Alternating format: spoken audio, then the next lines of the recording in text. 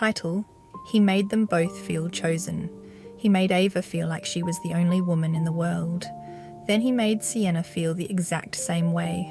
Same soft voice, same late-night messages, same flowers sent to her office, same hand on the small of her back as he opened doors, same look across candlelit tables like he was seeing a future only they could understand. Both women thought they had found the kind of love people write songs about, the kind of love that makes your phone feel dangerous when it lights up, the kind of love that makes ordinary places feel like movie scenes. The only problem was, they were both in love with the same man, and he had told both of them they were special, but the cruelest part was not that he loved them both. The cruelest part was that neither of them was the woman he was waiting for. Chapter 1. Ava met Lucas in a bookstore during a thunderstorm. That was the version she told people because it sounded romantic, and for a while she believed romance was proof that something was real. She was standing in the poetry aisle, pretending to read while waiting for the rain to stop. Lucas reached above her for a book and said, "That one is terrible." Ava looked up. "Excuse me?" He smiled, not arrogant, not shy, something worse, charming. "The book," he said. "It sounds deep, but it's just heartbreak in expensive words." Ava should have rolled her eyes and walked away. Instead, she laughed. That was how Lucas got in. Not with force, with timing. He knew when to joke, when to listen, when to go quiet. He asked questions like he had all the time in the world and looked at Ava like her answers mattered. Within 3 weeks, he knew everything. That her father left when she was young. That she hated roses because they felt predictable. That she loved sunflowers because they looked stubborn enough to survive anything. That she had always wanted someone to plan a date without asking her to decide everything. So, Lucas planned. A picnic at dusk under fairy lights. A handwritten note tucked into the front page of the book she had bought the night they met. A playlist called "For the Girl Who Survived the Storm." Ava cried when she saw it, not because the gesture was huge, because it was specific. And specific love feels dangerous to people who have spent their whole lives feeling overlooked. When Lucas kissed her that night, Ava thought, this is what it feels like to finally be chosen. Chapter 2. Sienna met Lucas at a rooftop bar 2 months later. She was not like Ava. Ava was warm, Sienna was fire. She walked into rooms like she expected people to move. She wore red lipstick on weekdays. She sent food back without guilt. She knew exactly how good she looked, and she did not pretend otherwise to make people comfortable. Lucas noticed her immediately. Of course he did. Men like Lucas always notice the woman other men are afraid to approach. Sienna was standing near the balcony, holding champagne and listening to some finance guy explain cryptocurrency like she had asked. Lucas walked over, looked at the man and said, "I'm sorry to interrupt, but she looks like she's being held hostage by this conversation." Sienna laughed so hard she nearly spilled her drink. The finance guy walked away offended. Lucas did not care. That impressed her. For Sienna, romance was not flowers and soft music, it was attention, boldness, someone matching her energy without trying to tame it. Lucas learned that quickly. He took her to places with velvet booths and city views. He ordered for the table without making it feel controlling. He sent her black orchids because she once said normal flowers were for women who pretend they do not like drama. He called her dangerous like it was a compliment. On their 4th date, he hired a private driver and took her to a closed art gallery after hours. The lights were low, the floors echoed. Sienna stood in front of a painting of a woman with a knife hidden behind her back and smiled. "She reminds me of you," Lucas said. Sienna turned to him. "Should I be offended?" "No," he said, "you should be understood." That line stayed with her. Women like Sienna are used to being desired. They are not used to being understood. So when Lucas reached for her hand, she let him. Chapter 3.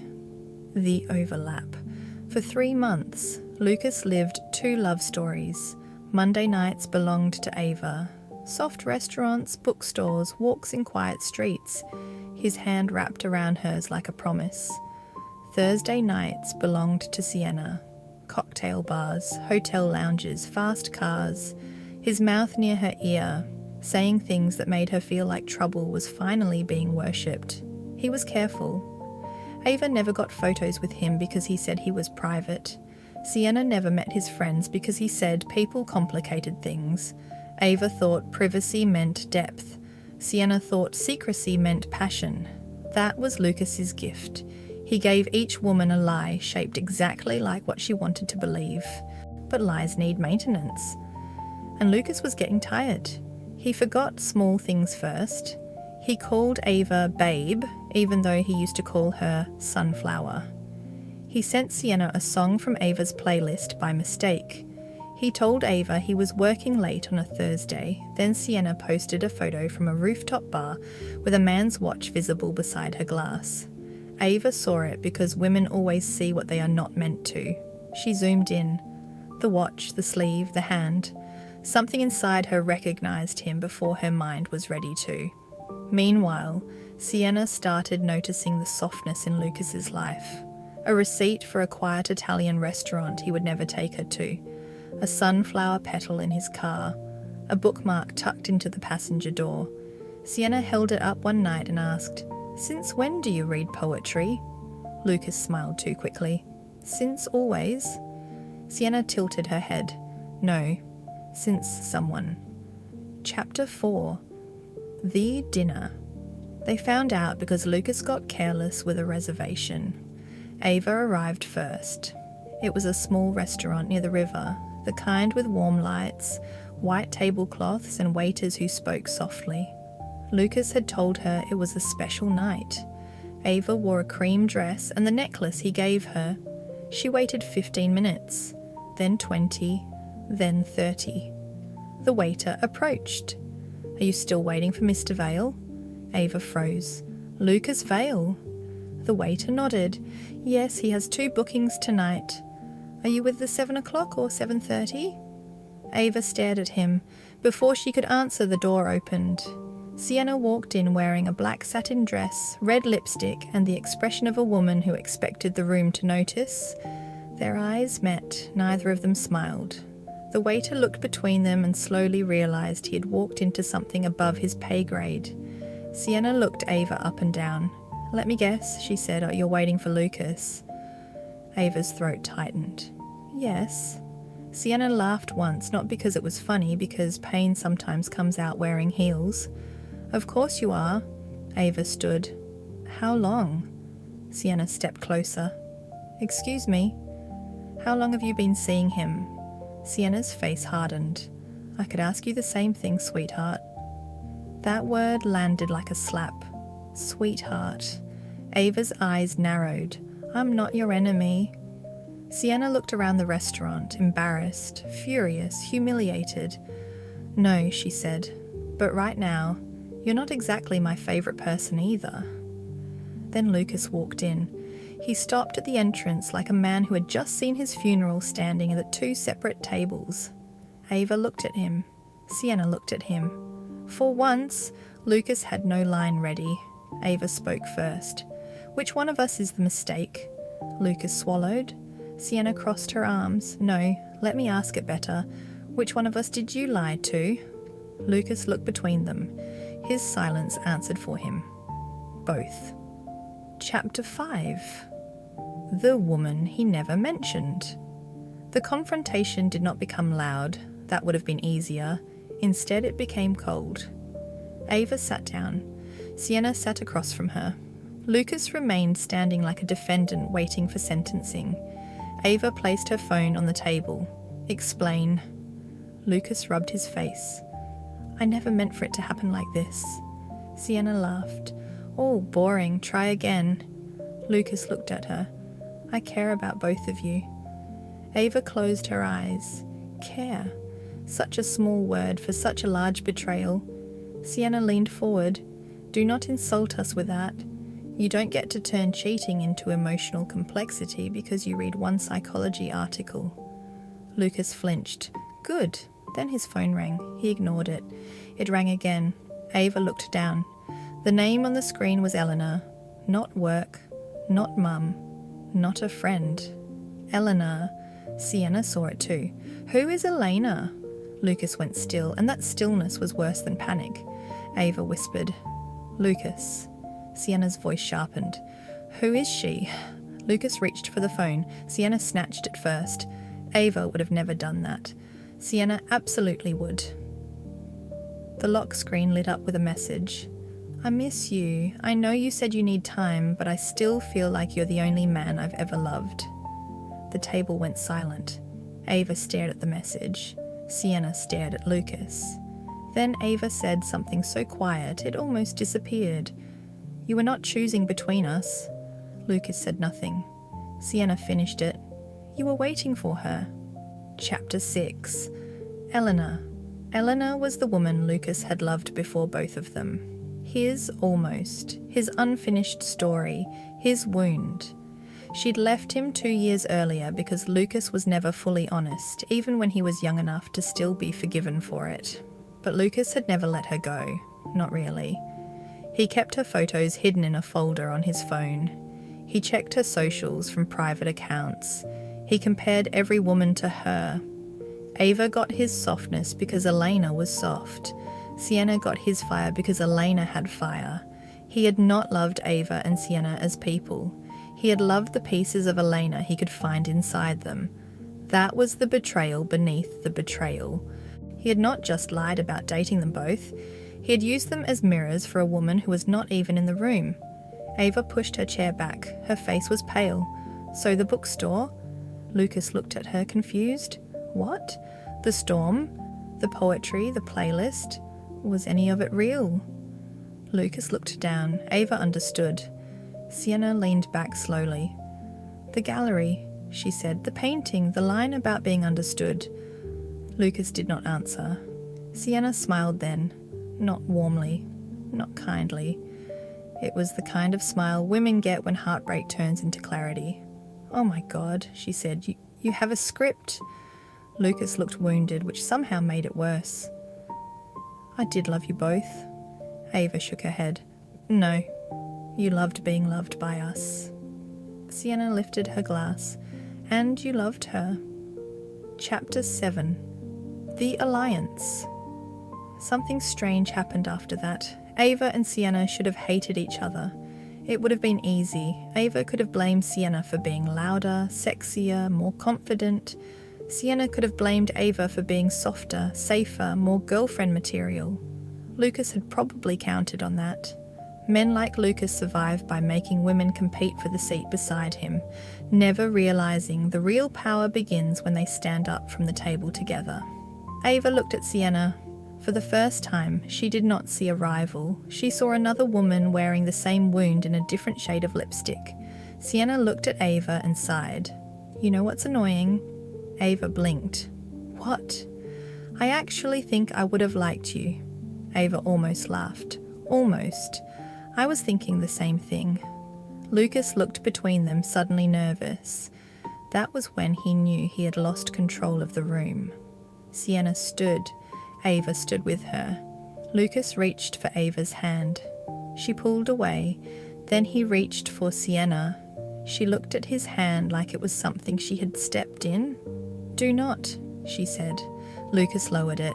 Sienna picked up his phone, placed it on the table, and tapped Elena's name. Ava's eyes widened. What are you doing? Sienna smiled. Saving everyone time. The call connected. Lucas panicked. Sienna, stop. Elena answered. Lucas? Sienna looked him dead in the eye. No, babe, it's the women he's been using while waiting for you. Chapter 8. The Truth. Elena came to the restaurant, not because she owed them anything, because once Sienna told her enough, she wanted to see Lucas's face when the truth had nowhere left to hide. She arrived 20 minutes later in jeans, a black coat, and no makeup. That was the most devastating part. She did not need to try. Lucas stood when he saw her. His face changed in a way Ava and Sienna had never seen. Soft, open, destroyed. Elena, he said. Ava felt something inside her finally break cleanly. Not messy, not jagged, clean. Because now she knew. That was the voice he had been saving. Sienna saw it too. Her jaw tightened, but her eyes shone. Elena looked at Ava, then Sienna, then Lucas. "How many?" Lucas whispered. "It's complicated." Sienna laughed. "He loves that word." Elena looked at him.